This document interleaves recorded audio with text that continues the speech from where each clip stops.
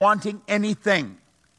Everything we want is already here, as you're going to find, and it's simply a matter of getting it, of becoming aware of its presence. Now, the main thing is to keep the main thing the main thing.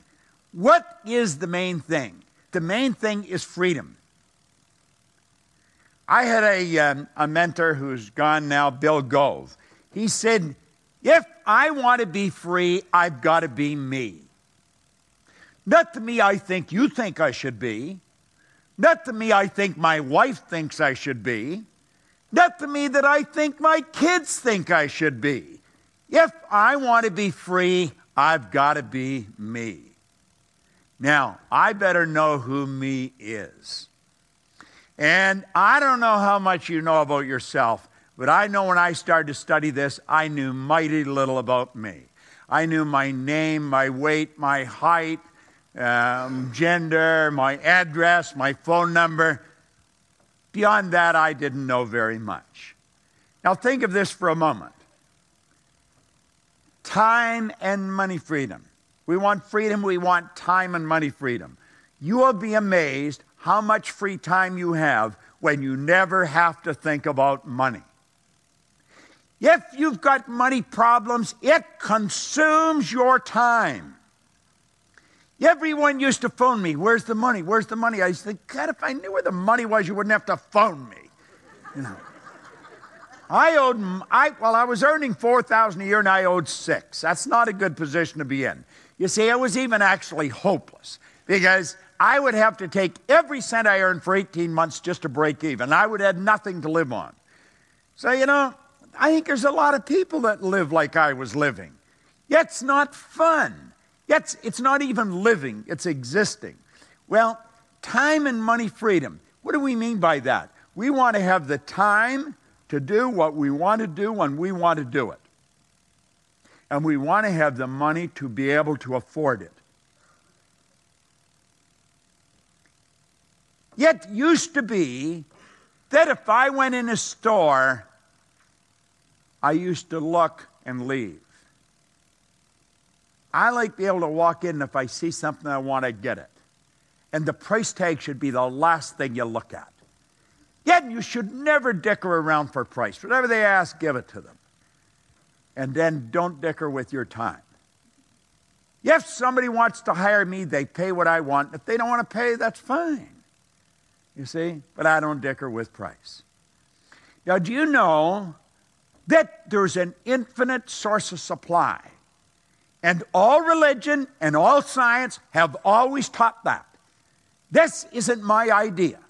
It is something I have become aware of. Now get this. When you're dealing with infinite, you can never take more than your share. There is an abundance for everybody. You watch most people, they go shopping. The first thing they look at is the price tag. They're not getting what they want at all. They're getting what they think they can afford. Little do they know they could buy the whole store. Somebody did. This is important we get this straight. Now, I want you to think of this for a moment. Our world is changing. It is changing so dramatically and so rapidly that it's almost ridiculous. You know, it wasn't too long ago that I did a seminar right here in town, right here in Melbourne. But when I did that seminar, I had to have a great big chalkboard. Then I had to have a lot of damp cloths because you got to clean the board. Yeah, and you have to have dry cloths to dry it so you can keep working. You need lots of chalk. Today, I've got a little 3-pound computer. I can make all these pictures, and I can just touch a button, and boom, the pictures change. This world is getting smaller. It's not getting bigger. It is really getting smaller. You know, we're only hours away from anywhere now. And you know that you can have business all over the world. I have business all over the world. Literally all over the world. We're negotiating right now, our company is, for people with a license in all the Scandinavian countries. It's going to cost them lots of money. And I just talk to the lawyer periodically. In fact, I talked to him since I got here, and I said, no, don't do that, do this. And so he said, okay. And then I don't have to do it. Somebody else is doing it. This is a little world we're a part of. Like I was saying last Thursday, I was working in Dublin. And this Thursday, I'm working in Melbourne. And been all over the place besides that. It wasn't too long ago that would have been a lifetime experience to do that. Now you can knock it off in a week, plus a whole lot of other things as well. This world is really getting smaller. The chip has changed our whole life. You know, in 1970, that's before some of you were even here, I was on a program in Chicago with Eric Hoffer.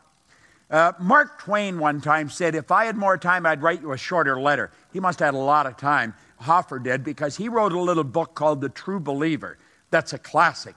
But on this program in 1970, the Human Resource Congress, he said, in times of change, the learners will inherit the earth. I took that to be metaphoric for that you'll be happy, healthy, and prosperous. Yet in times of change. Now, you see, things were really changing in 1970, but by comparison, they weren't even warming up. Look at the speed we're moving at today. In times of change, the learners will inherit the earth, while the learned find themselves beautifully equipped to deal with a world that no longer exists. See, school leaves us with the idea that there's such a thing as a learned person or an educated. Do you know there's no such thing as an educated person? That's a misnomer. I don't know who thought of it, but it isn't so. Education, the word comes from the Latin educo, meaning to educe, to develop, or to draw out from within. There's no such thing as a learned. You're either learning or you're not. Yet you see the people that got the degree and they think they've arrived, they're wondering what's happened. This world is changing. Yet if you want to keep going, you got to keep studying. You've got to keep learning. Yet should be a part of your daily experience, same as eating or having a shower. Yet it's got to be something we're doing all the time. If we will, we'll inherit the earth. We'll be happy, healthy, and prosperous. Like I said, I'm going to be 73. I got more energy than most people, 23. I earn all kinds of money. I have all kinds of fun. I've got a lot of wonderful friends all over the world. But that is because I just keep studying. Yet if you stop studying, it goes away. It's that simple. There's nothing complicated about this. This is not rocket science. It really isn't. This chip has changed our whole world. Yet it's changed it like night and day. Now, I know there has to be at least one or two of you in the room that has never studied what we're going to be talking about. You want to thank God that you're here. See, I happen to believe you're always in the right place for the right reason at the right time.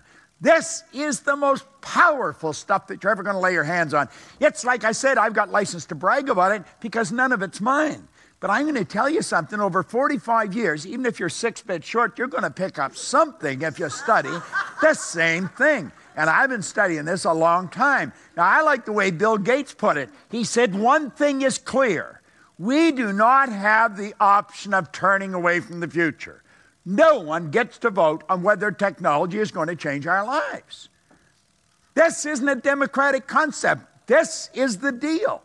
And you're either a part of it or you're not. You see, this deal is strictly between you and yourself. No one else is involved. I was talking to a man out at the front, and he was talking about this, and he was explaining how there's a problem in his family. And I said, listen, that's not your problem. I said, your problem is with you. I said, Pogo said, we have seen the enemy, and they are us. That's the deal. It's never anybody else. If you have a problem, the person you should be having a consultation with is always available. That's a good thing to remember. All right? Me. Just mea culpa. It's me. It's my problem. Nobody else's. The deal is strictly between you and yourself. Now think of this. How many would agree that financial success has a lot to do with being in the right place at the right time? How many would agree with that? Now, wait a minute. How many can raise their arm above their shoulder? Let me see if you can get your arm in the air. You know, some people, when their heart stops beating, it's going to be a formality. They just sort of sit, you know. Let's take another run at it. How many can get both arms in the air? David, get their wallets. We got them where we want. All right. Now, let's take another look at this. How many agree